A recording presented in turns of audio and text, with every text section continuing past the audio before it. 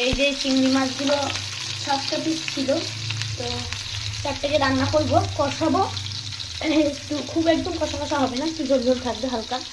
আর 3টে পিস এরমভাবে কুচিয়ে নিয়েছি চাকুর সাহায্যে। আর এখানে আছে চালগুড়ি আর আলু সেদ্ধ আর লঙ্কা কুচি মেখে রেখেছি, প্রথম থেকে ভিডিও করবো সেটা ভাবিনি। আর এখানে কিছুটা পেঁয়াজ কুচিয়ে নিয়েছি, এবার এটাকে নুন দিয়ে ভালোভাবে মাখবো।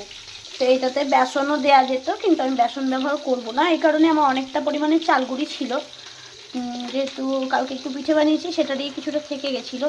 একটা বাটিটায় পেঁয়াজ ছিল, ওই বাটিটারই, তো সেটা দিয়েই হয়ে যাবে। আর একটু ক্রিস্পি ভাব থাকবে, তাহলে আমাদের তো একটু খেতে দেরি হয়। তারপর পরে শেয়ার করছি, দাঁড়াও ভিডিওটা।